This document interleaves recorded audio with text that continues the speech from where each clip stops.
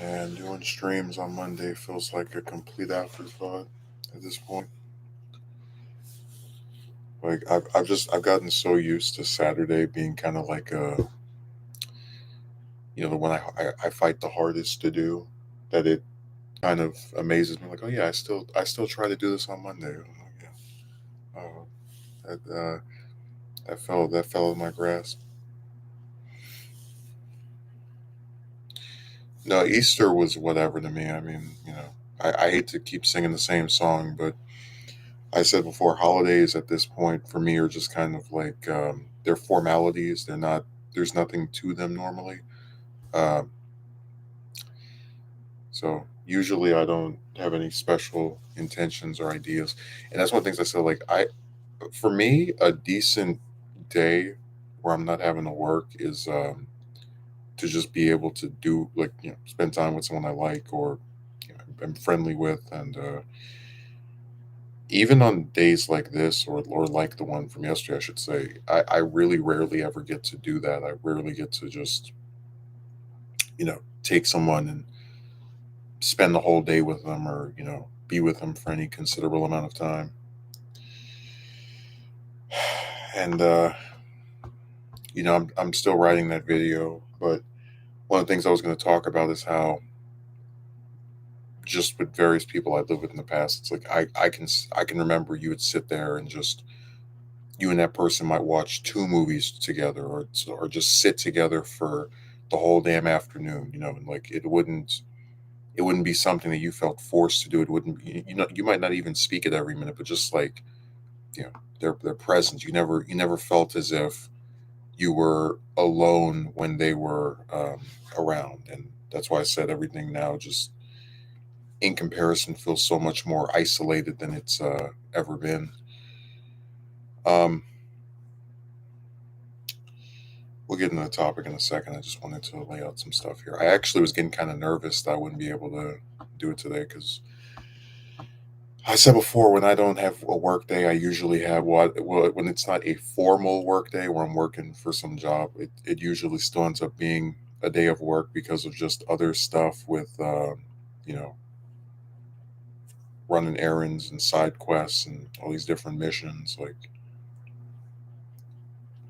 I told the tale of how I was going over somebody's place to pick up some mail, and they tell me to call them before I get there so they can, like, open the door or whatever. And as I'm driving over there, they I call them, I tell them, hey, I'm almost there. Like, oh, can you go get me this thing from?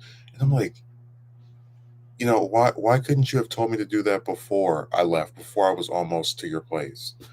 Um, because that was what my biggest issue with it was. It's like it's an unplanned side quest. It's something that you're throwing on top of what I'm already doing for the sake of I don't even know what the point is. I guess, like, you want this, but you can't just directly tell me until I'm almost at your house. And then when I was coming back from there, this other person, they over there barking orders, go get some water. So stuff like that irritates me, because I hate when you think, okay, I just did this thing, now I can go home, now I can go and, or I just have to go over here and do this, and then something else gets thrown on top of it by a person that knows that it's probably not of the most convenient nature to make you or have you do this. But they don't care. People are, if there's one thing that consistently connects people of different generations, is the inherent selfishness, the lack of consideration for someone else. I mean, it's really impressive. Sometimes I'm really just blown away by how much they can just, like, have you do something and not even think twice. But hey, maybe I shouldn't say this. Maybe I shouldn't request that. But no, nope, never occurs to them to, you know ever think of anyone but themselves.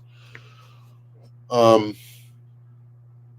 so this is a topic that doesn't really get brought up that much, because in a lot of media they don't really directly address it. Like, there's things that have done it, but it's not really discussed. Like, it's not really something. It's kind of like more implied and sort of like hinted at without ever actually being a thing where they're like, we're gonna, start off with this and then change it to that.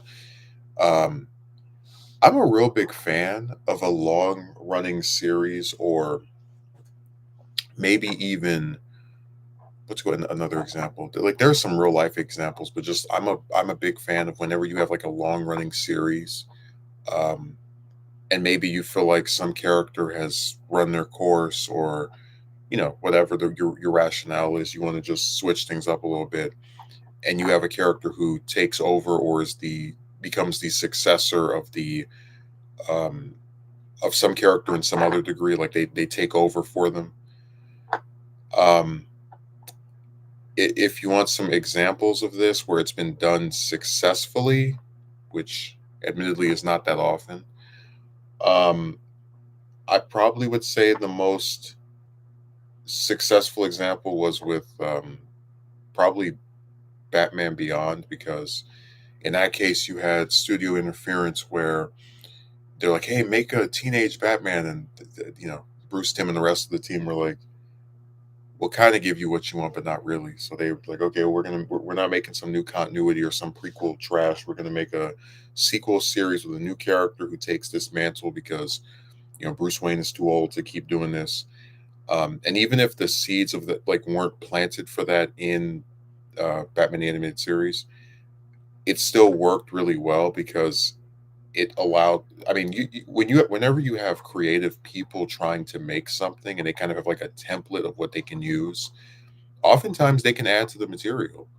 Um, and that's one of the reasons why, as much as I've had my problems with a lot of these other replacement type characters, I've always been fine with Terry, because to me, more attention went into making him his own character than a lot of these other American counterparts.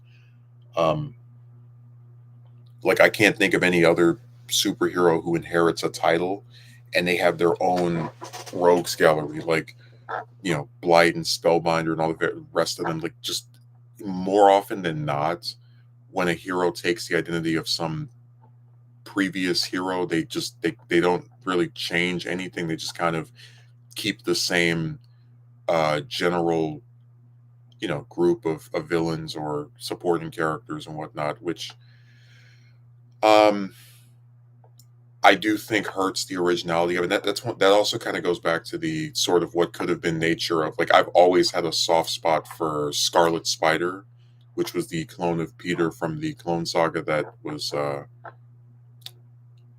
has like a very distinct costume with this blue hoodie. And I always thought that it would have been so interesting if Marvel hadn't have tried to just get rid of him as soon as that arc was over by actually like making him a callback to Spider-Man when he wasn't married. Just sort of like playing on the angle of, this is a character who, even if he has the same type of powers, he has a different supporting cast, different villains. I think that doing that would have really spiced things up, because you can take one similarity and just build something entirely different based off of it. Like I still would say Terry and Bruce are very different from each other, um, and that there will always be a soft place in my heart for Terry because of just all the uniqueness that we saw from his character.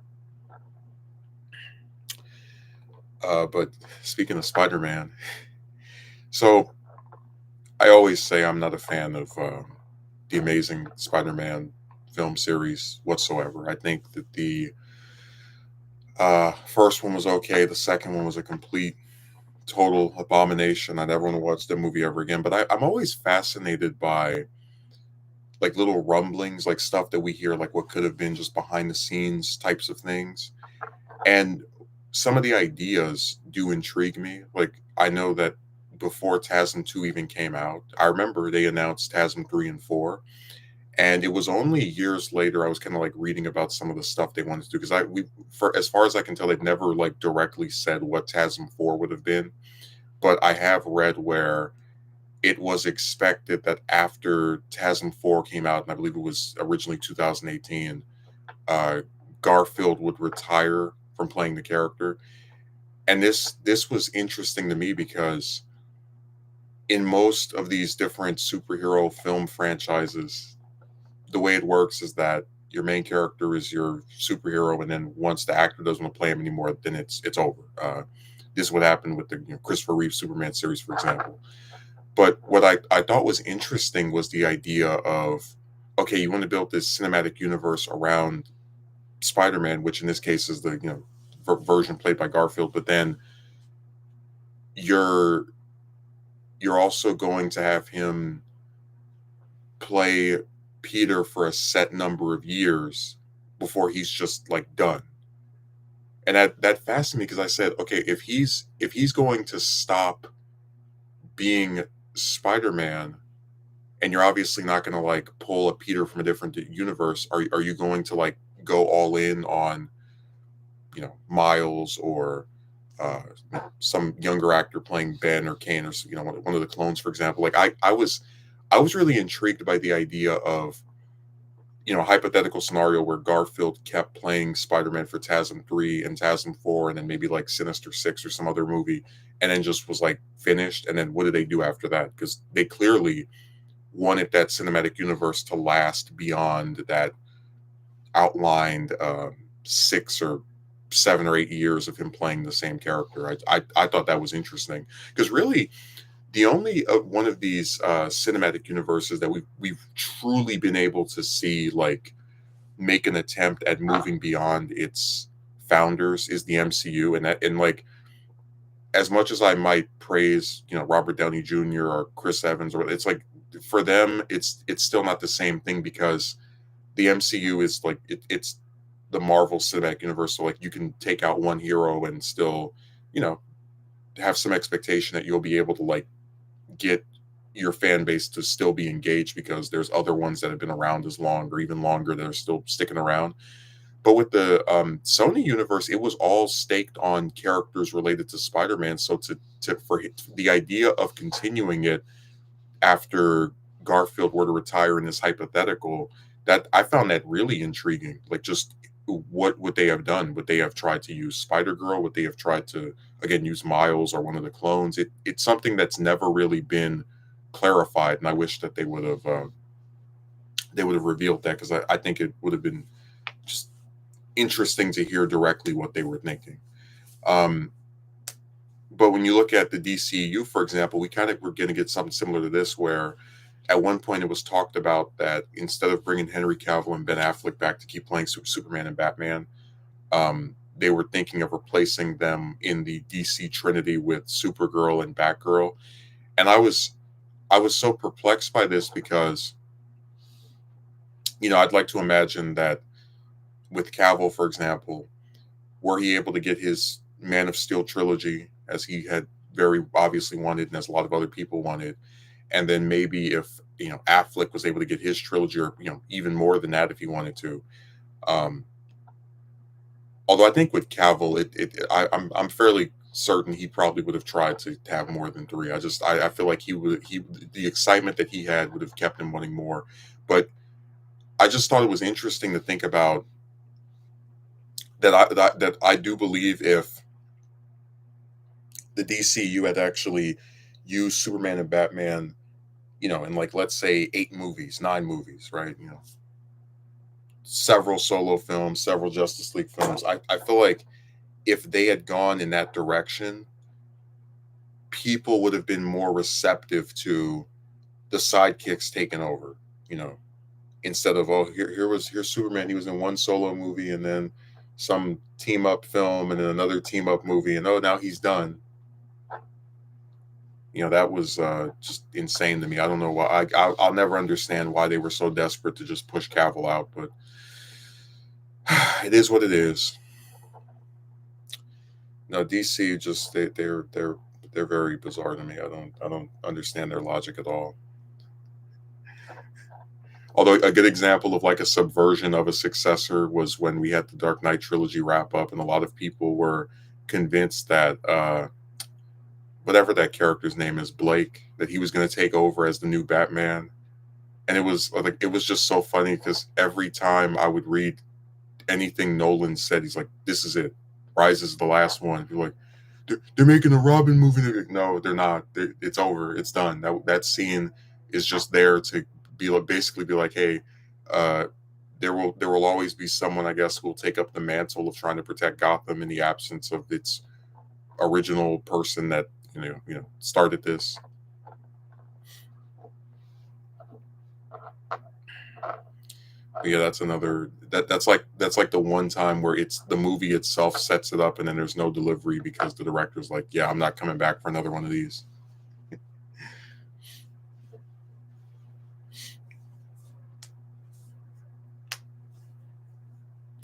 And then, of course, the most bizarre example I've seen recently when it comes to these, I don't even want to say superhero films. Like, I guess you could say superhero films if you really wanted to.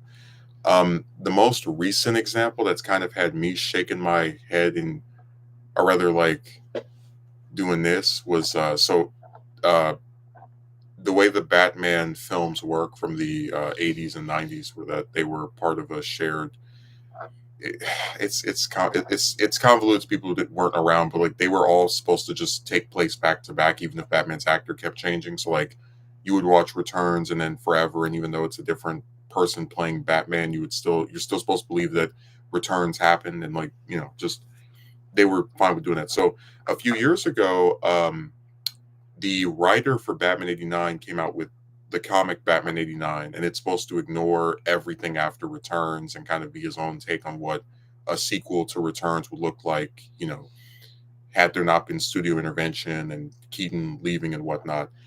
And I really enjoyed it. And I was like, okay, this is kind of a nice story. I mean, there were some things I wasn't that big a fan of. I didn't like that they took out Dick Grayson to have their own original character as Robin, because I just get so sick of Robin in live action being treated like this almost poison, where these different writers and directors don't want to go anywhere near him. It makes me just go crazy. Um, but again, I for the most part enjoyed the story. It was nice to see Catwoman again, the Michelle Pfeiffer version, and I thought it would be like an okay send off. Like this is the third movie according to him. It's the same thing with like uh, Ghostbusters, the video game, where again two movies and then some other like material is considered the follow up to that second film. Like it is the third movie in place of an actual third movie. That's okay. That's whatever. So about a year later, I find out that they're doing a sequel to the sequel comic, Batman '89 Echoes. And in this comic, they introduce Harley Quinn, they introduce Scarecrow, um, and I'm just kind of sitting here because it's been 2 years since '89 took place, but the comic right now only has two issues out of the six it's like stated to have. Apparently, it's going to introduce Barbara Gordon as Batgirl. She was already introduced in '89, but they're going to apparently have her become Batgirl over the course of the issues. And I was kind of sitting there scratching my head because I thought to myself, I don't understand the logic of. I guess what I'm confused by, I'll try to explain this, is if your intention with these sequel comics is to like, tell a good story, wrap up the Burton universe in a way that you think is more fitting with the tone of the two films. Why are you introducing more major characters? Like obviously the villains are probably going to be out of it after the each respective miniseries, but what's the point of introducing sidekicks for Batman if this is like the end? There's nothing coming after this. I guess the only thing I can think of, because we don't even know if we're going to get another miniseries after this. Maybe we will, maybe we won't. Nothing's been confirmed. Only thing I can think of is that maybe they're trying to spin this out to possibly be something that does eventually happen in live action, where you know Keaton is too old to play Batman anymore, but then maybe or at least play him as like the lead character, but then maybe some other person can play one of the sidekicks. I don't know. It's just that was really kind of confused me because it was like you're gonna keep introducing more characters in the books that are supposed to be wrapping up the film series that didn't get the conclusion that you would have preferred it to have, most likely. I thought that was just weird. Like I don't know what the end game of that is. Um, I hope they get another miniseries. you know. But if they don't, I'm not terribly surprised. I do like the idea of, and I talked with somebody else. I love the idea of taking these like different short-lived or not as long-lived as they would have preferred series, and then coming back and like whether it's in like form of a comic or whatever, like just showing what could have been, like what you would have done if you'd have been allowed to keep going further with it.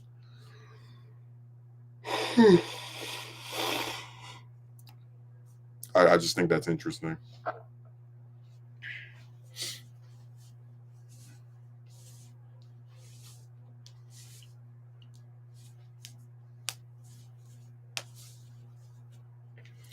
No, the MCU is another example of like the successor, but in their case, it's kind of failing.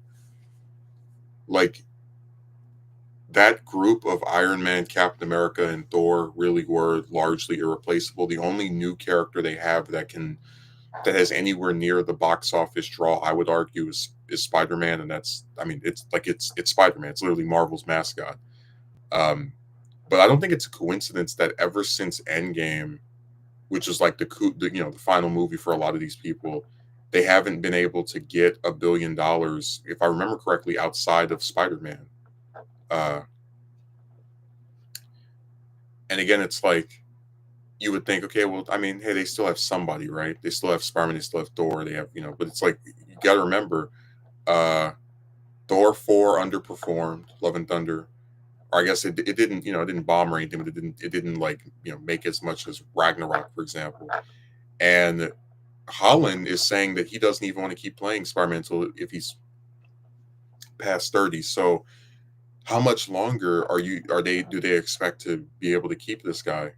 And if he goes, they're not going I mean, you can almost say with certainty that they're not going to recast Spider-Man after having Holland play him for, 5, 6, 7 movies. The most likely thing they'll probably try to do is have somebody play Miles, or some other character try to like fill in for Peter, but I don't think it'll work.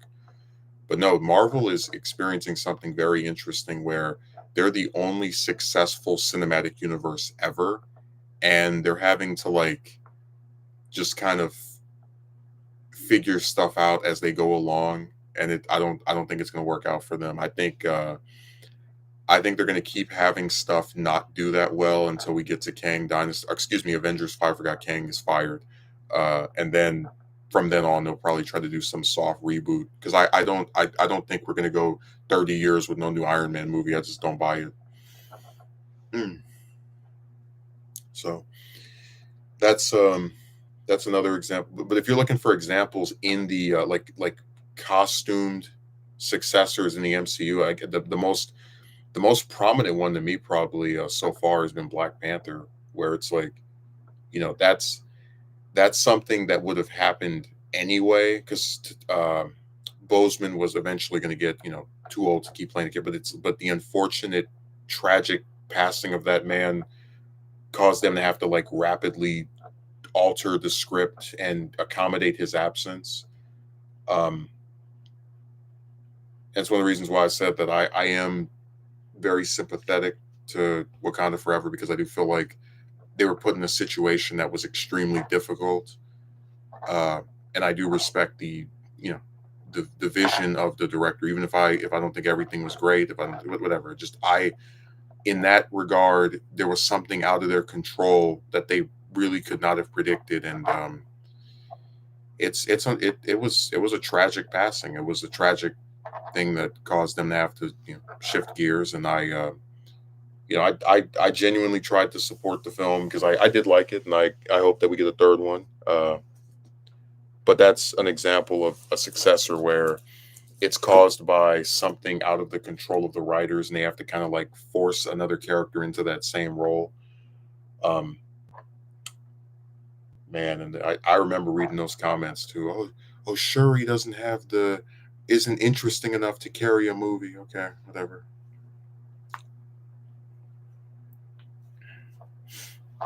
They can believe what they like.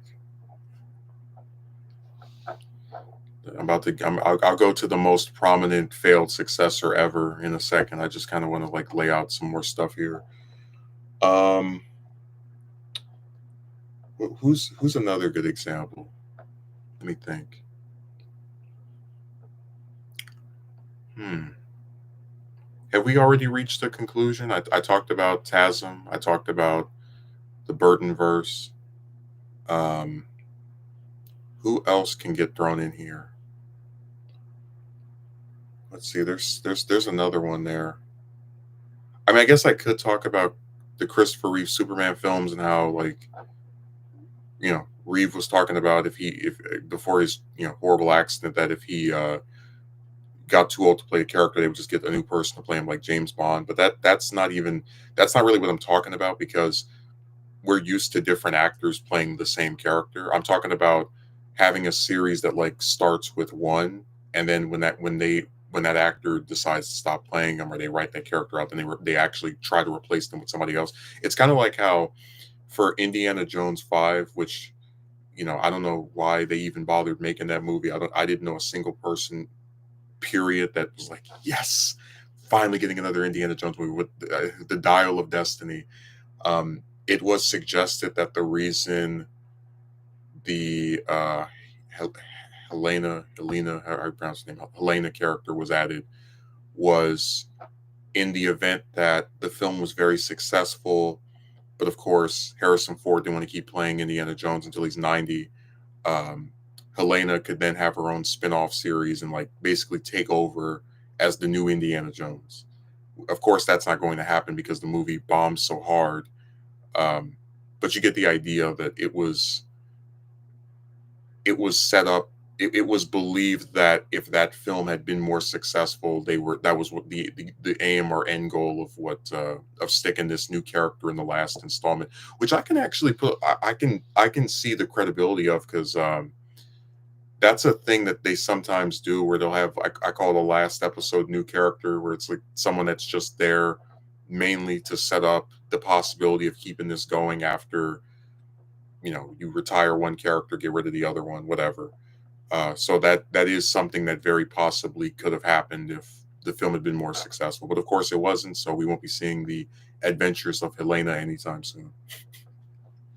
I I wonder if anyone is actually, like, torn up about that. It's funny because, like, even in reading comments from people that liked the film, she didn't really seem to leave that much of a mark. Of course, my biggest problem with her is I couldn't really tell what her personality was. Like, one minute she's this really excited girl in class, then she's trying to play the femme fatale, then she's this covert expert on manipulation. I'll probably see the movie again at some point and just kind of, like, draw more of an opinion from that. But to me, it just seemed like she was all over the place. I couldn't imagine them doing another film with her as the lead, because I just don't think she was that strongly written in her first appearance. Um, Ghostbusters is another good example, but it's like with that one, it's a little bit more different, where you have two films, and then you have this 20-year period where the main four actors, mainly Bill Murray, can't agree to just do another one, and then one of them, Harold Ramis, passes away, unfortunately. And only after this man passes away does Sony all of a sudden pump the brakes and start to make a third one, which we won't even, like, talk about that movie. But they course correct, they do Afterlife, um, and it kind of plays with the idea of the next generation cast. And this is what I thought was so fascinating. Like, when I saw Afterlife, I thought, even if I felt that the some of the characters were underdeveloped, like we really didn't know that much about them, I still thought, okay, they're really going to pass the torch, right? Because they have the four original members, and, like, they have that one final scene together. Um, but from now on, I guess it's really just going to be the new four members. And then I saw Frozen Empire, and man, it it does me no joy to say that that movie had too many characters, but it did. Like, I don't know what in the world they were thinking. Like, you bring back all the God, I'm about to lose my train of thought. I'll put it like this: out of the four members that they introduced in Afterlife, these new Ghostbusters, as they call them, The only one that had any semblance of something to do in an actual character arc was Phoebe. That's the main one. That's the granddaughter of Egon, whatever. And the other three are just, I mean, it's not a stretch to say you could cut them out of the movie entirely and you really wouldn't be missing much. Like the brother, her older brother has this like gag where he's trying to catch Slimer, which it's funny, but it doesn't tell me anything about his character. The other girl is like working at the lab and she has maybe like 5 or 6 lines in the whole film, and then podcast is like working with Ray, and he still doesn't really get much to do or any development whatsoever, which is really crazy. It's like this is the new generation sequel, but then only one member of the new generation really gets an arc or anything to do that's meaningful. And if anything, I would say that Ray, or I guess Dan Aykroyd, is probably the most important character in the movie besides the McKenna Grace character. It's like it, that's another example of like this the failed successor, right? The attempt at making some new character who's going to take over, right? They're gonna you're passing the torch to them, and from here on in, this is their series, and it's going to be about them. And then you actually watch it and you're like, well, this isn't really about that character. It's not really about that, not person, but that individual, that particular plot point doesn't seem like it's actually going anywhere.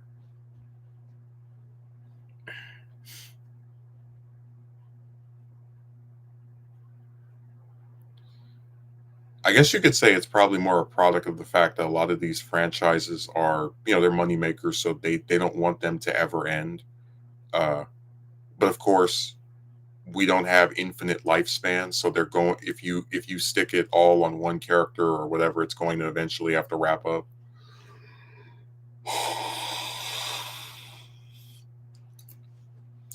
It's funny too because I was thinking about Rocky and Creed and how the Creed is probably the closest thing to like a franchise. Like it's basically what Indiana Jones wanted to do with Helena, where or rather, excuse me, I should put like this: Rocky 6 was good in and of itself, just a decent film that redeemed the series for a lot of people after the fifth one let others down, or let some people down, and that was it. It was supposed to be the last one, and I remember when it came out too. Uh, and then what? 9 years later, Creed comes out, and it's considered a good film in and of itself. And then that the spinoff gets a sequel, and then the sequel to the spinoff gets a sequel.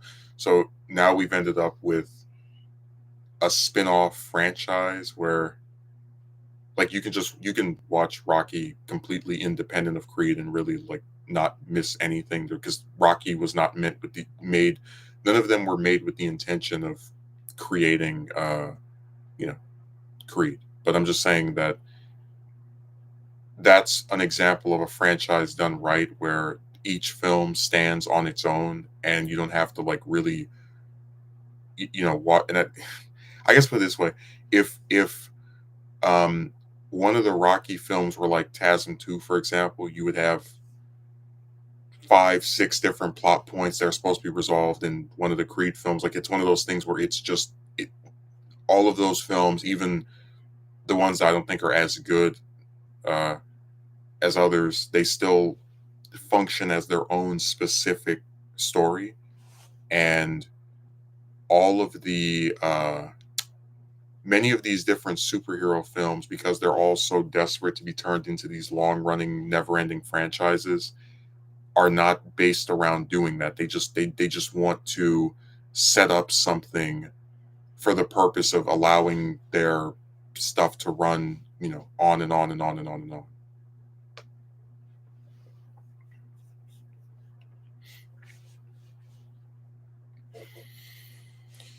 Iron Man 2 is a perfect example. All the stuff in that movie with Nick Fury and Black Widow, it's just,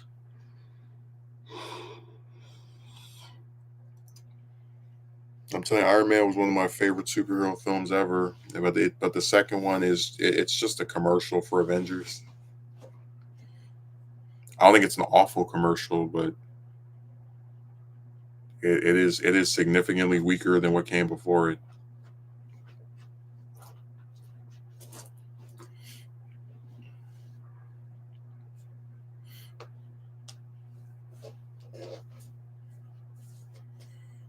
No, there's a lot of examples like that where just something that was really good.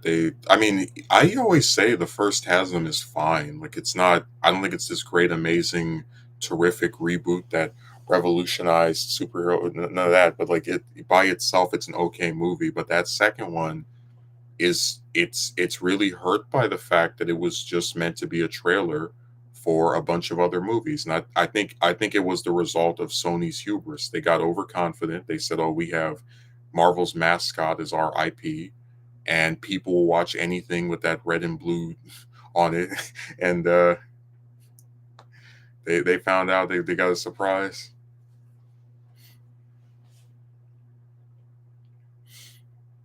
Yeah, it didn't work out as well as they would like. I think. Um, Let me also say this: in TV shows, this happens more with soap operas, right? The Successors, because again, they run for so long that they can't keep every actors like age out, whatever. Um, but it's mostly a thing I've noticed with movie series more than anything else,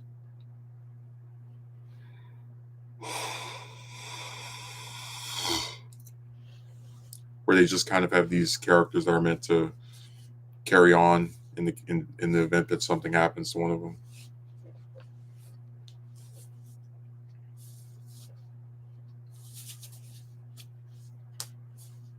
No, I'm still scratching my head about uh, the Burton verse comics, or I guess the Batman '89 comics. From like, okay, you guys want to tell a sequel to Returns? All right, okay. You're introducing your own Robin. All right, whatever. Uh, oh, you're doing a sequel to the sequel to Returns? Okay, all right. Wait. Now you want to introduce your own Batgirl? Well, I mean, I guess you can, but I don't know.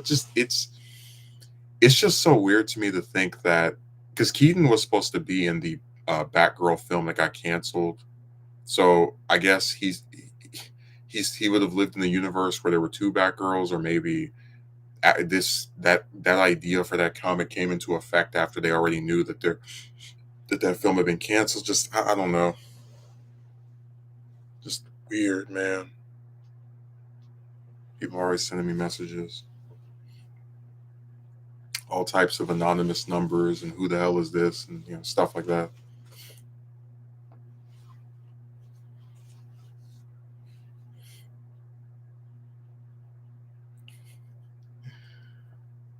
Man, I tell you, it's just it's interesting seeing how stories are supposed to turn out. I guess we can get to the biggest failed successor of all time and all of media. Um, Although we could mention Jason Todd for a second, just because that's an example where it's like the fans despise that character so much that they caused him to be written out with the intention of just never being seen ever again until they brought him back and made him all edgy. And in a way, the more I think about it, Shadow could be argued as a failed successor to Sonic because in the last 20 years, he's the only Sonic character who was able to get their own game. And the poor reception to that game is a big part of the reason why he's really not as prominent in the series as he was, you know, in the first 5 or 6 years after he was created. Like, it's really not a stretch to say that if the Shadow game had been good, uh, we probably would have gotten a sequel to it or multiple sequels to it by now. So in making a game based off the popularity of this character, but not actually taking the time to make the game, great or amazing in the eyes of critics, uh, there wasn't really a justification to give him that kind of focus again, which is sad because I mean, I think more stuff with Shadow could be. I'm never against making just little like spin-off stuff with other characters if you think there's a good story or some good mechanic you can use. So you could argue that Shadow, by virtue of having that game fail or not do as well as they would like, is a like failed successor to Sonic. Like if he had just been in only Sonic stuff, it would be whatever. But the fact that he had his own game and it didn't do anywhere near as well as Sega would have hoped, and that's one of the reasons why they won't make a sequel to it. Uh, you could infer he's like not a good successor to Sonic.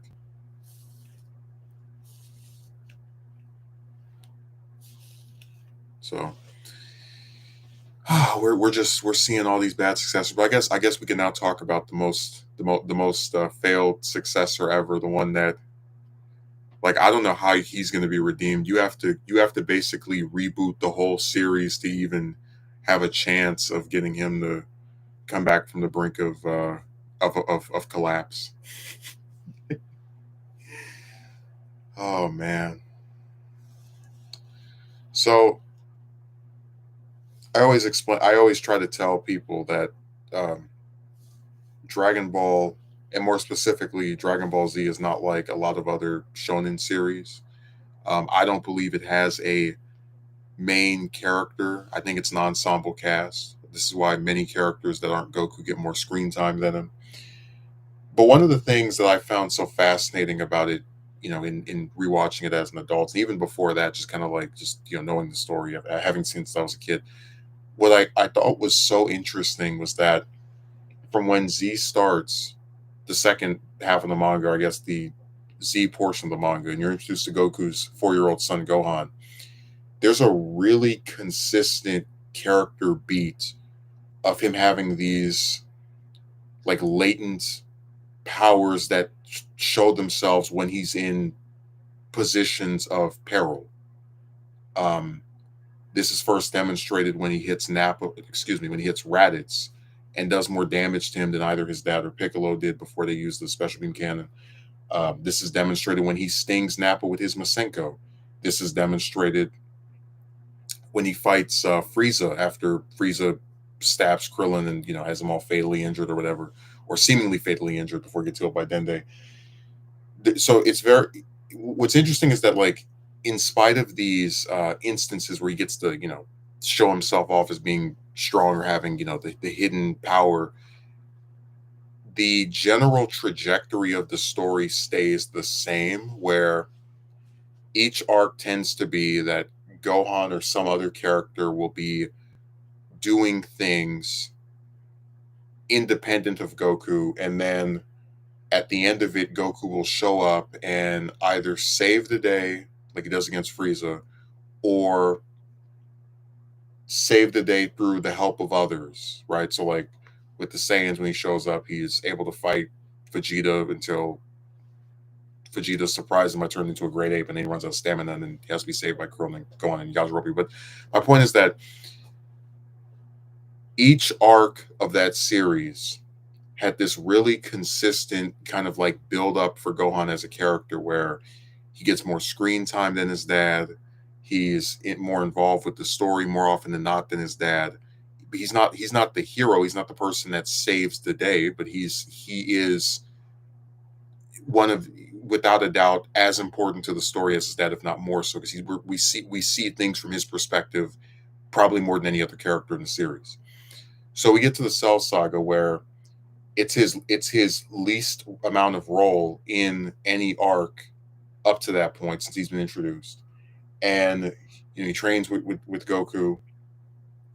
They're in the time chamber, and we get to the Cell games where Goku decides to fight Cell before anybody else, and he gives up, and it's a big shock that the person whose whole thing is like never giving up and keep trying to break your limits, and always like never throwing in the towel, just says I can't, this is too much, I can't win, it's out of my range, and he lets his son go forward, and we finally, it's a very irritating period because of the whole Gohan getting triggered by 16's head getting crushed instead of his actual friends being beaten to near death. But it was a payoff. It was something that we finally got to see um actually take place that had been built up. So like that whole thing of Gohan's like hidden power finally comes to a head against Cell, where he's the one that saves the day, even if it's through this convoluted fight that has like two different endings. Um and after the Cell saga, a lot of people thought Gohan is going to take over as I don't like the term main character, but as the one who saves the day, the hero, right, in the traditional sense. And the Boo saga seems to lean towards this idea. It's been 7 years, longest time skip since the series started, um, and Goku is still deceased. Gohan is like the initial focus of this period where we're seeing him go to high school, whatever. And we have this tournament where he's used as the guinea pig to get the villains to even like take them back to the evil lair. He gets a fight where he doesn't really do that well because he's been slacking off, whatever, and then he gets written out of the story, seemingly, just to be taken out, and then come and pull off this heroic moment toward the end, and that's the way it builds itself up, where they separate Gohan from pretty much every other character, which is not that's not a, that has never been the case from in any other arc, and he gets his potential unlocked. He shows up to face Boo, and it looks like, yeah, this is okay. They're going all in on Gohan. They're going and taking this character that, we kept being told about the latent power and hidden power, and like they're now it's being demonstrated. Now it's out. Now we can see him. I don't want to say take wing, but take the center stage as the person who's going to save the day. But instead of that happening, he gets outsmarted, beaten up, and then absorbed, which renders him as a damsel in distress. And even after he's rescued, he all he gets to do is get killed while he's asleep, and then stick his hand up in the air to power up somebody else's attack. Um, and what I've always thought was so, because this is something that honestly could be its own video, but I always try to explain to people, bad writing is bad writing. It doesn't matter what kind of fan reaction or response you had when you create a story. You have to adhere to certain rules, certain elements, certain things that you set up earlier. You can't just decide on a whim this will no longer be the case. I have seen so many just dim-witted, poor argument rendering Dragon Ball fans say Gohan is boring. He's not as interesting as Goku. And I say to them, first of all, I don't know what they mean by boring, but because I could say Goku is boring, which some people have accused him of being. Um, but whether you personally think that or not is irrelevant to the fact that throughout all of Z, there was a consistent focus on Gohan as being strong, but not strong enough, and having powers that can rival his dad if pushed to a certain degree. This character was built up from the moment from the first few chapters of his introduction to take up the mantle of his father and save the earth against whatever threats it was going to face. And in the Cell saga, he did. He got it. He succeeded. His dad as Earth's protector, just to have that succession pulled back because the writer, the artist Toriyama just decided, yeah, I don't feel like going all in on you anymore. And I said that,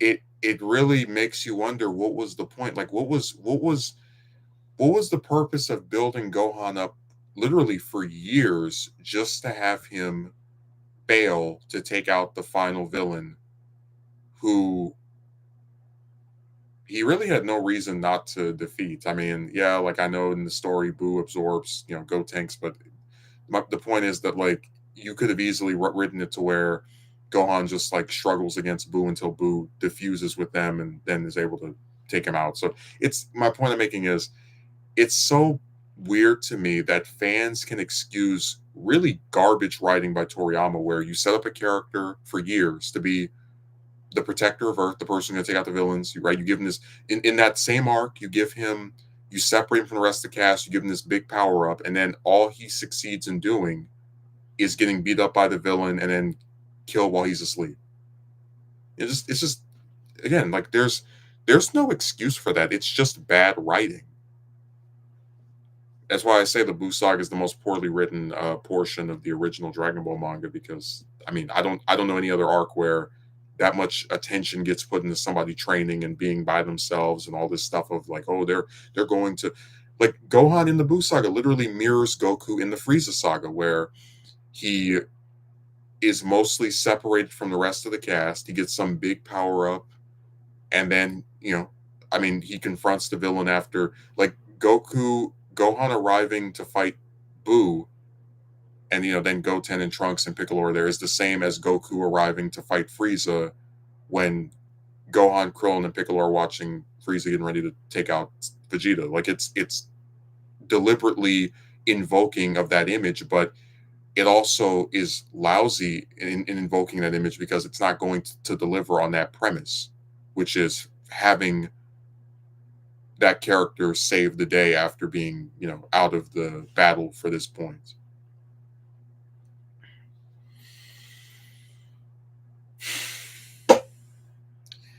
And I said the sad thing about Gohan is like I think about all the other series I've watched, I've read, and I've never seen one where a character had so much time devoted to them as a successor, as someone who is going to eventually take the reins of whoever the other lead character is or whoever the other main hero is. And it just never pads out. Like the Buu Saga toyed with Goten and Trunks, right? As Gotenks being able to take out Buu. And I never for one second would even consider that a fusion was going to succeed Goku as the lead character. But even if I did believe that, it's like Goten and Trunks weren't nearly as disappointing because Goten and Trunks didn't even exist until, you know, well, Trunks was a baby in the Cell Saga, but like they weren't even a factor in this series until it was damn near over. Gohan was introduced at the start of Z. From when he first shows up until the Cell Saga. Clear building up as his dad's successor. He as the only or excuse me, as the first human Saiyan hybrid is going to do things and protect the earth like his dad did before him and maybe even better. And that's it it's so crazy to me that we got that with Cell. And Toriyama was like, all right, I'm gonna do one more arc, and then he's like, oh, you thought Gohan was gonna like actually just save the day again? No, just a really weird writing choice. And no, I have yet to see a single Dragon Ball fan be able to defend it other than saying that they don't like Gohan. It's like whether you like him or not, if it wouldn't like it wouldn't matter who the character was to spend that much time building someone up as the hero and then snatch away their victory to give it back to someone that was deceased and seemingly content with playing the supporting role this time around. I thought it was weird.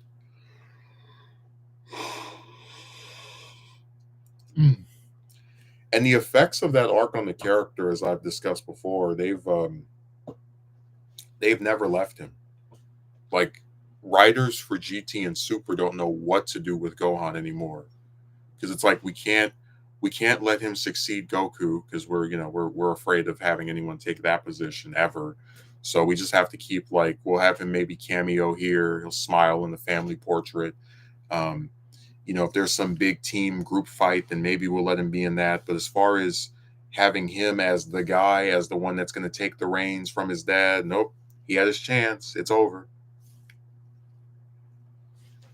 I mean, even with Superhero, where it's like that was a film I very much enjoyed. I thought it was a breath of fresh air for focusing on Gohan and Piccolo. It's like even with a movie like that, I still would not actually believe that Gohan's new form or power up is going to mean anything in like a few years. Like, as in, are they actually going to let him defeat a main villain again, or uh, be the hero for an arc? No, I don't buy that in one bit. But I always he'll always have a special place in my heart. Throughout all the stories I've read, all the series I've watched, all the movies, because I've truly never seen a character who was like handed the reins to take over, and even like allowed to do that for a brief portion, just to have it snatched back like that. Like, I can't think of any other series where that's occurred.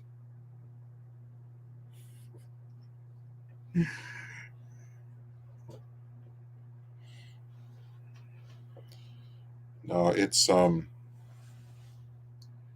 was a very bizarre writing choice. It didn't make any sense to me, and I don't think I'll ever be able to make heads or tails of it. Sorry, I'm talking about. I didn't think was a good fit for a main character. I'm like, why not? I mean, he was already a main character before. Like, I don't know. I get so irritated because it's like the Boo Saga is this big status quo reset for the series, which is even more weird because it's like, this is the end. Why are you introducing all these new characters? But it's like, it's a status quo reset. Gohan's an older brother. He's going to school.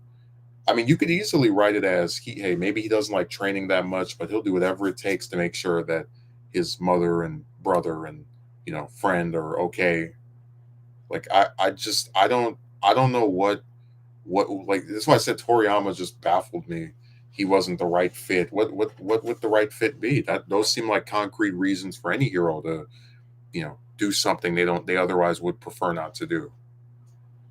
And like I said, that pacifist thing for Gohan is the most obnoxious, annoying excuse I've ever seen ever for a character just completely shirking their responsibilities.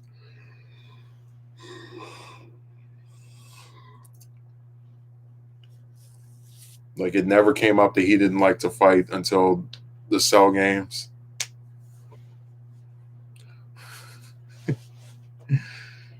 But no, the effects of the Boo saga have stayed with that character in every subsequent appearance, and it's a big part of the reason why I said writers have no clue what to do with him anymore. They either have him in a background shot, or if he fights somebody, it's like really brief and he just jobs. Or, I mean, even now with the movie Superhero, it's like they gave him a new form, new power up, whatever. But do I actually believe it's going to lead to his character being used more effectively than he's been over the last 20 years? No. I hate to say it's too late, but I just don't think they're going to do him any justice. There was a time for that, and it seems to have passed, which is unfortunate. But uh, it is what it is. With some of these series, you just can't save them.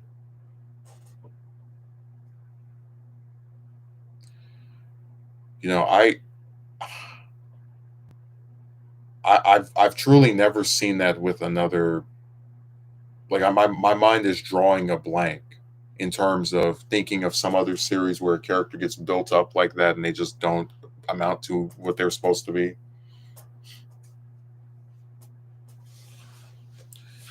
It's a unique situation, all right.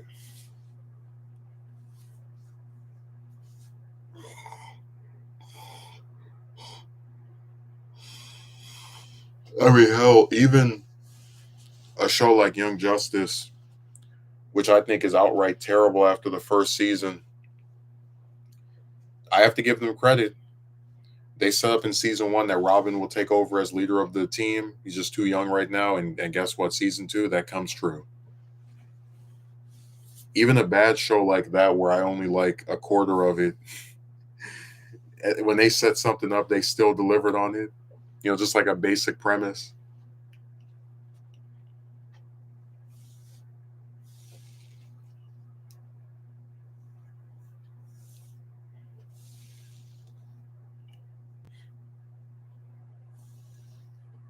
No, it is funny to watch a lot of the other Dragon Ball channels like talk about what they think will happen.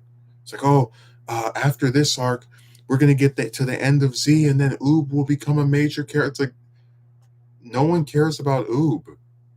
Oob is a last episode new character who has never mattered in anything that he's shown up in.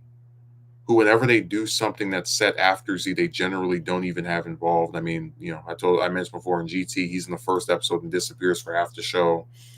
Uh, and then even I have one person that said that he was like the new Piccolo. I was rolling my eyes and said Piccolo never just vanished from half of Z the way that Oob disappeared from half of GT. But it's funny because Oob is like he's almost like a parody of a successor where it's a character who clearly, like Goku leaves with him in the original manga to the ending to like, go and train, and this will be the person that is able to save the earth when I'm no longer around. But then he actually like is not able to do that if you watch GT. And even, I mean, even if you were to discount that, there's no interest by any person that's actually writing Dragon Ball to get him involved with the story beyond some cameos. Like he's just not interesting. I'm not saying he couldn't be, but I mean they don't care to develop him.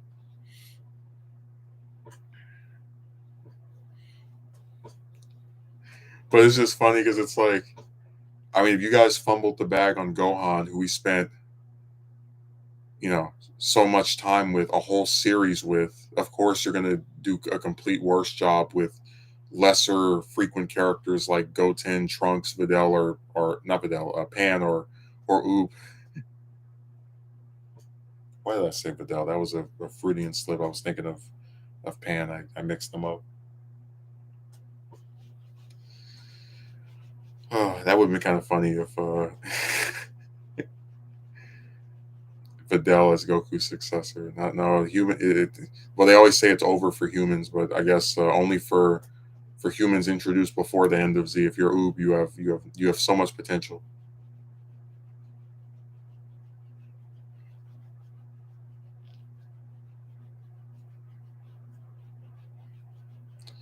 Yeah, I just don't get these fans at all.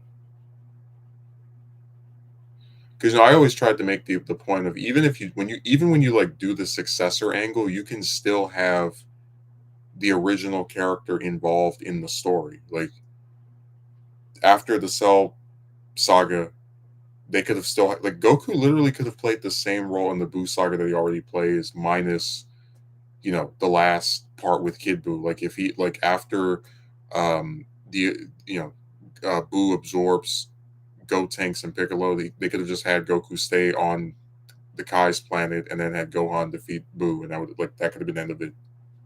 Like you don't have to completely write out Goku to have the story still involve him. You just don't have him save the day. He could still just do other stuff. But these fans, they never want anything different. I guess American fans are the same way. They acted that way with Rodimus, where it's like, oh, you got rid of Optimus.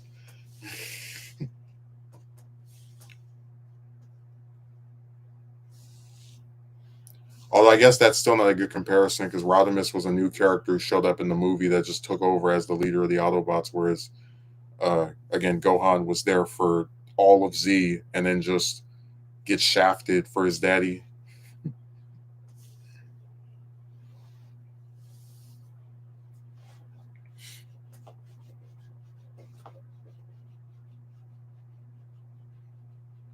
No, these writers they always backtrack and flip flop.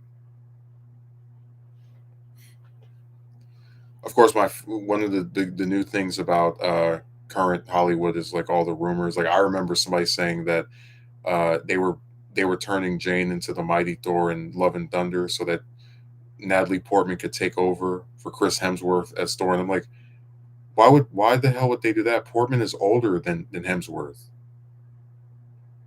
What is possible to see? What could happen? This is a hypothetical. Is that Hemsworth's daughter, who played the daughter of the main antagonist in the movie, could end up, you know, being a successor of his after growing up a little bit. that's a lot more likely than, oh yeah, we're gonna replace this man with an older woman. This is I tell you, they're so desperate to do the whole Hollywood is a three letter excuse me, a three letter acronym that they don't even like think critically about. Okay, does this make sense? Like I remember one person, oh, Gwyneth Paltrow will take over as Iron Woman to replace Iron. It's like, but she already said she's not playing in the MCU ever again after Endgame. That was it. Oh my lord.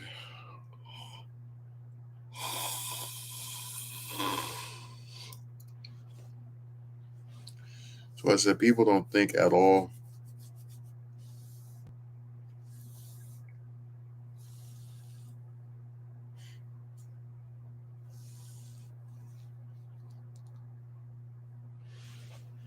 These fans just get an idea and they run with it, and they don't even care if it makes sense or not. Is what I've started to just realize. Like they will sit there and make up things and be completely fine with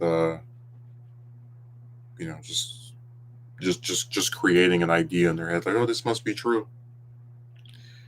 Oh, I forgot to mention this. Logan was supposed to his daughter. I'm forgetting the name of the character, but the girl that played his daughter. What character was she again? Um, Damn, I'm forgetting. It's been a while. I said before the X-Men films never did it for me. I've always been more into the comics and other types of materials. So you'll have to forgive me for drawing a blank here. I know that this makes me look like a complete novice and an idiot who doesn't know what he's talking about, but uh, I can assure you I only don't remember because there's just been so many things taking place here. Hmm.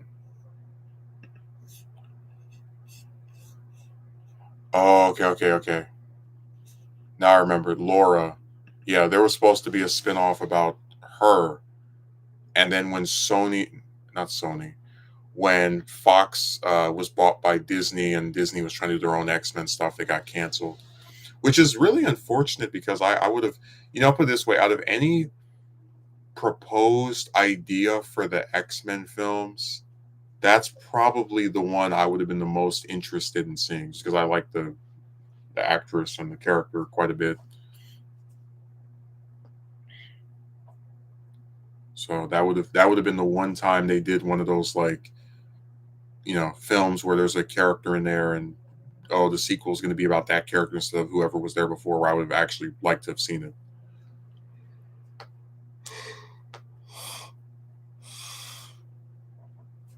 Mm. That's just proof we can't have nice things.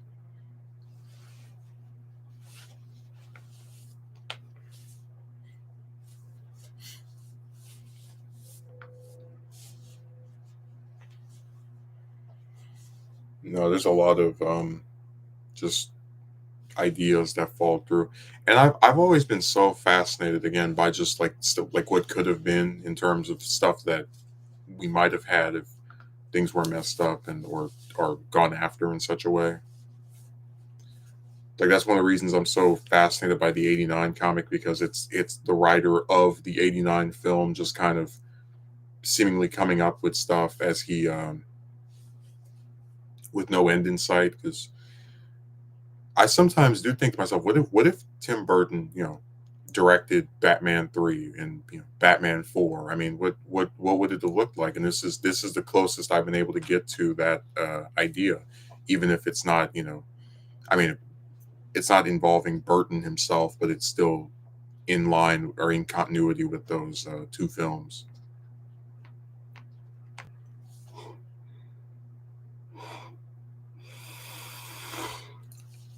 Personally, the only thing missing is to see Ham do his own version of a Catwoman script.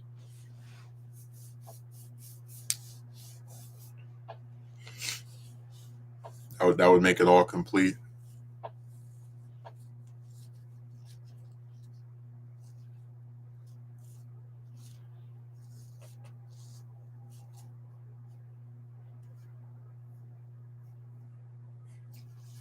I remember I saw this one guy on I believe it was Twitter who said that no, I'm not going to say it because it's so weird that you might actually be able to figure out who it was. But I'll put it this way: they said they wanted a trilogy of a character who has no rogues gallery. Uh, so good luck even finding three movies about them. But just I thought it was weird because I remember like with Burton's Catwoman, it's like that's my favorite movie version of Catwoman, and honestly, probably one of my favorite superhero film villains ever. But I've because of just the fact that she doesn't have a true rogues gallery, I've always struggled with finding a way to write. Like I could right now do a Tim Burton's Batman 3 idea, with no problem because there's just so many different Batman ideas, and even if I'm just like looking at stuff from 89 and returns, it's really easy to come up with something that continues off of the characters and ideas introduced in those first two films. With Catwoman, it's like I truly don't know who would be the villain, right? Does she fully remember? I've seen the different rumblings of ideas for the scripts, and one of the ideas they had sounded horrible to me, which was, um, having her fight like superheroes or fake super. It just I thought that was weird, but a movie that kind of like just goes into her psyche, I think would be interesting. And um, again, if I were more familiar with what they wanted to do and just with Catwoman stuff outside of other media, I probably would consider it at least coming up like a treatment, for example, or some you know synopsis for out there. Because that's always how I start with a movie or writing something. I always come up with a synopsis that kind of like outlines here's what I want to see happen in this, and then I try to write it.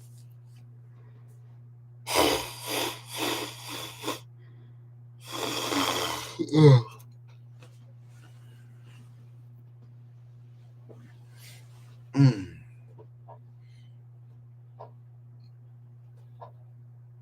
Oh, my neck.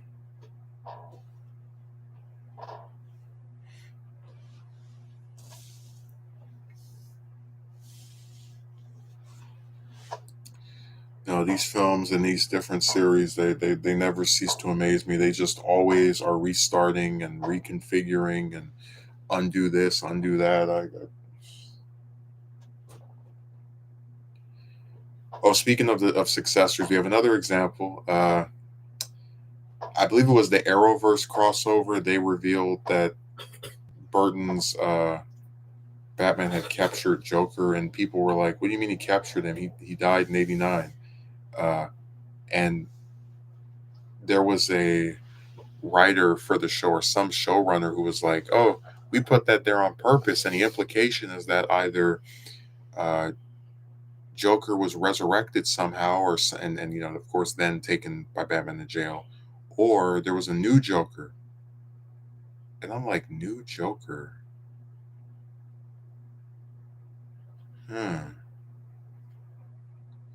But that's why I said with 89, I think there's a chance that in that Echoes comic, that their version of Harley is gonna that she might resurrect Joker. Like that's a theory I have because I'm like in that, and of course this stuff is all written in by different people, whatever. But it it just seems really crazy to me that in that comics continuity as accorded to the what we know about the book, it's been 5 years since he died, and this psychiatrist lady is like obsessed with him.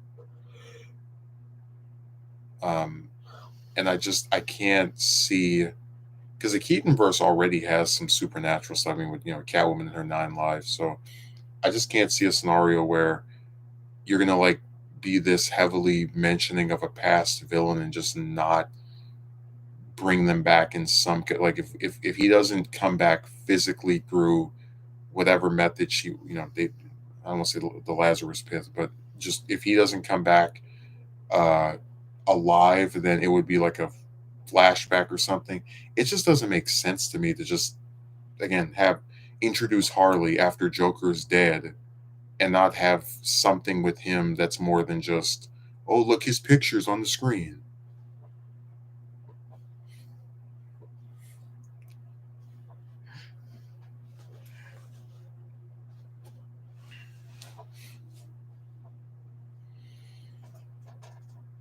These comics are just.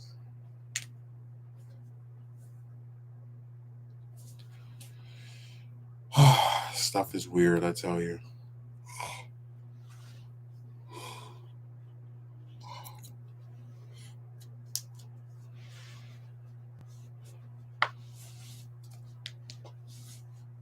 Boruto's another good example of a successor where it's like, um, he gets his whole like his own series, right? And we're supposed to care about him because he's Naruto's son. But I've never found him interesting. I've never really found any of the characters around him interesting. His villains are not that good, in my opinion. It's all like whatever to me.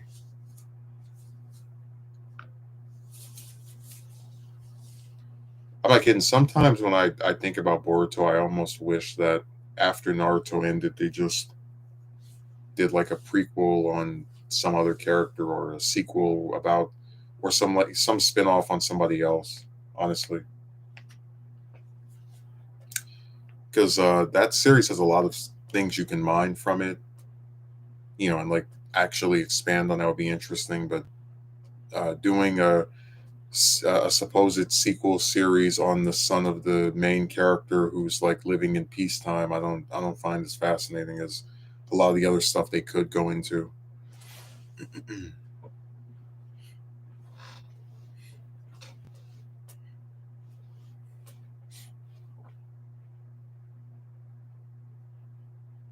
I have all these bags from every time I go up there. I order some. I just put the bag in my pocket.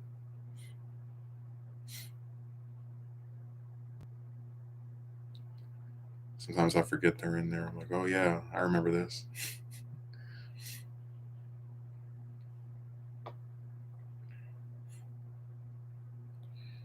I I'll just have them in there. Like, oh, now I recall.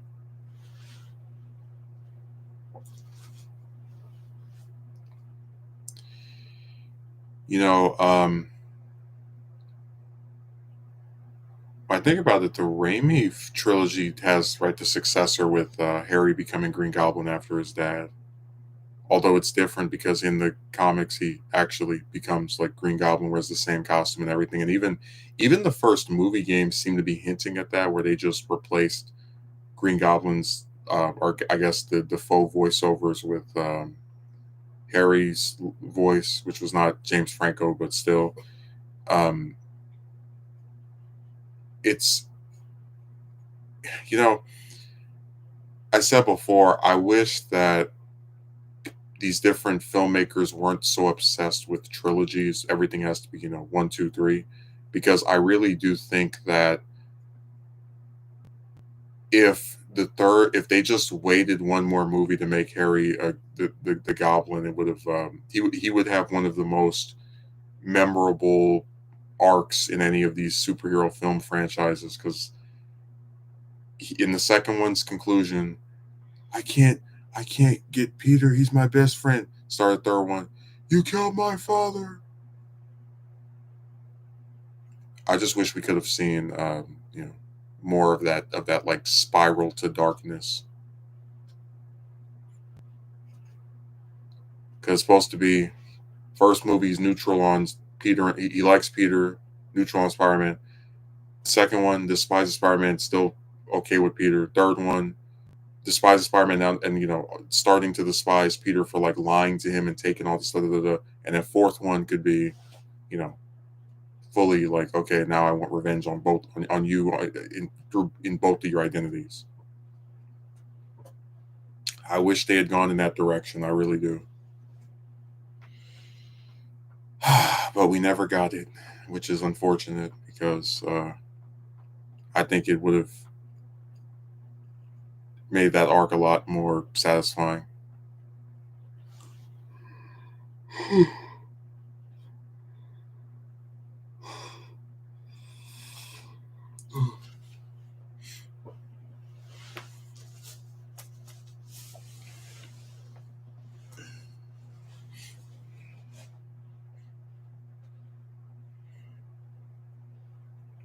I've also noticed a trend where real life successors tend to not be as good as what came before them.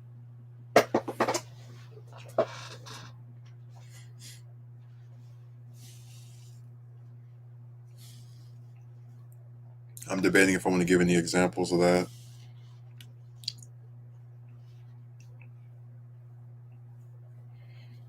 Although I guess that's more nebulous, isn't it? If it's like, somebody is, would you say that someone as the son of another person is their successor? I wouldn't. Um, but it's like, the police chief retires and then somebody takes over after him. That's their successor.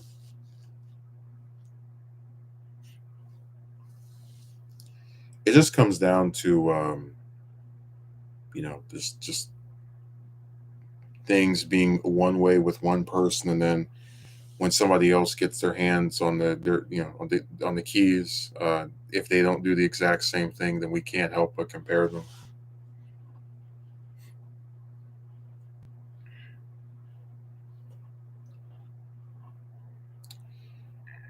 What's another example of something? Well, I mean, in a meta, instance, you could say that the successors to the MCU were stuff like the Dark Universe and the Sony Universe and the TASM Universe, and all this stuff just failed. Like now, there's an attempt at doing a Sonic universe where we got the Knuckles spinoff, and then possibly, really the only cinematic universe besides Marvel that lasted for a bit was probably X-Men, and I still really wouldn't even call that a cinematic universe because it's like everything's linear. I gave the same example with Star Wars where you had the original six films and then stuff with Disney where it's like you get a spin-off here and there, but it's still like it's not as if two things take place at the same time or anything. It's all just set in one consistent framework of time. Um, so for that reason, I wouldn't call it a cinematic universe. But these other attempts at it have all just flopped and failed. And what's crazy is that there have been so many attempts to do it too for so long. Like that horrible Supergirl movie from what was that, 84? That was supposed to be set in the same universe as the Christopher Reeve films. And of course, those came to a crashing halt after Quest for Peace, 86.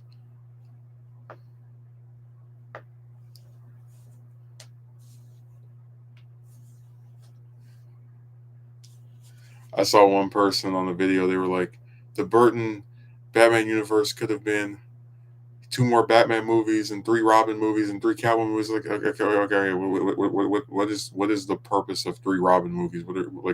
What is he going to be doing in those? I guess the purpose of a Robin movie, but a whole trilogy of just Robin.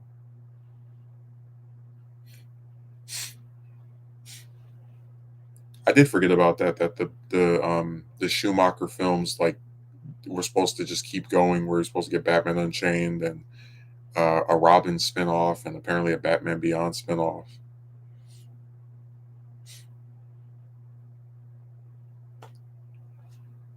So they're always looking for ways to expand their stuff.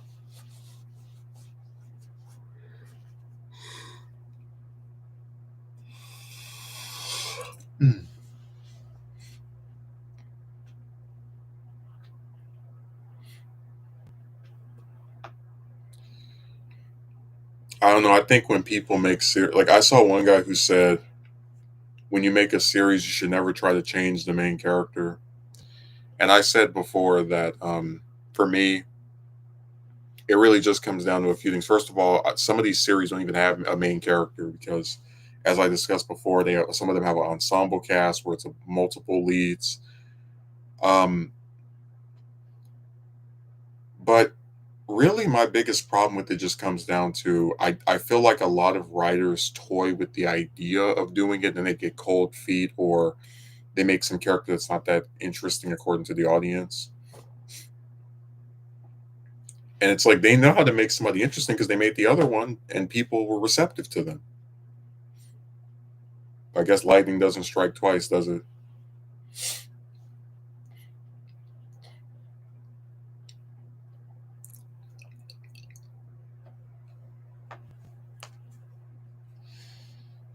people just I think in a lot of instances they're just not open to new things, which they have the right to not be. But then it's like, this is not good. This is not interesting. Like, well, according to who?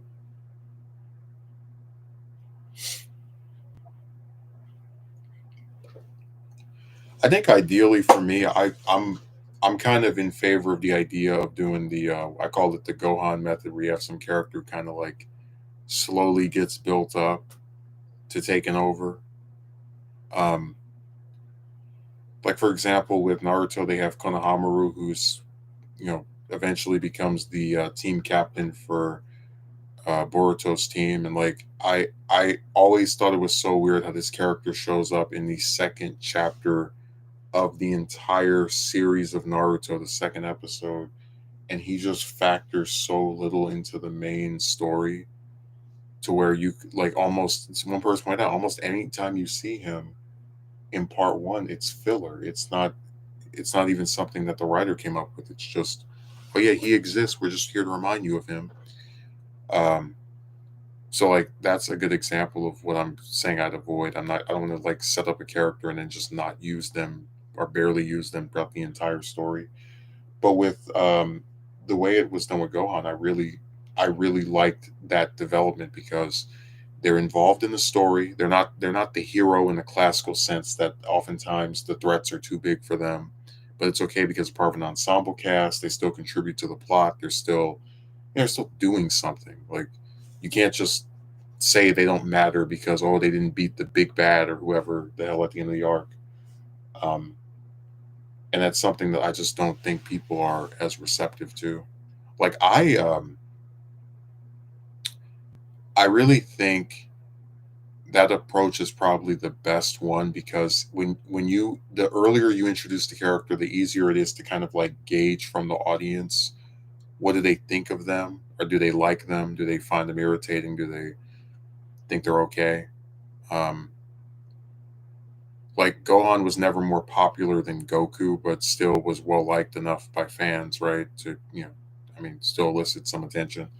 So I would probably just try to keep that same thing going of just you introduce them in the early stages of your story, as early as you can possibly, and then as just keep just slowly building and building and building and building and building until you finally decide, all right, it's their time to shine. uh they're going to be the one that saves the day now. And like I said, you have to go all in with like fans are not bad to listen to, but when you come up with like, I just think some writers are too cowardly. I think some writers get afraid that, if I write this way, a fan won't like it or fans will complain. It's like fans complain about any damn thing. You have to make a creative decision that you think best affects your story and stick to it.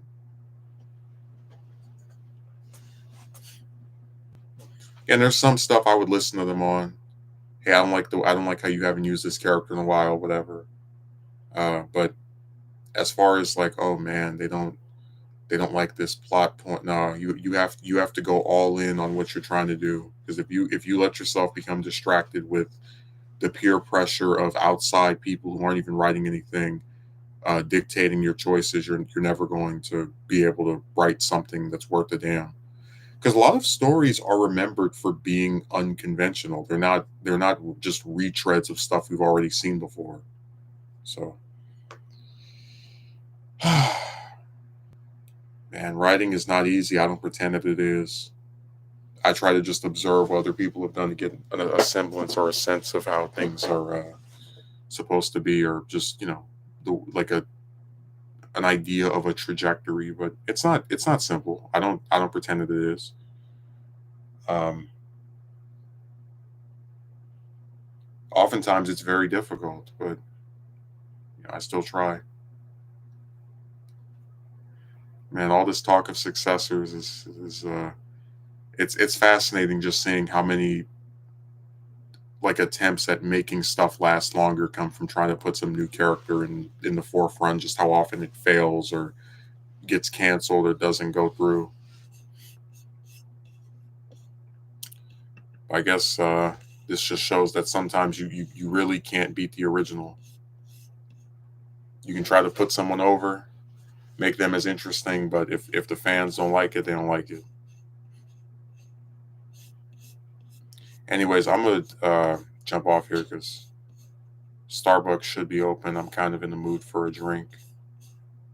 I mean, hell, I might not even go to the drink. I might just go lay down. I don't know. I'm leaning toward getting the drink. So thanks for showing up and have a good rest of your Monday. And the contents of this stream were not a joke. People nowadays are a joke, but this stream was not. So thanks for watching.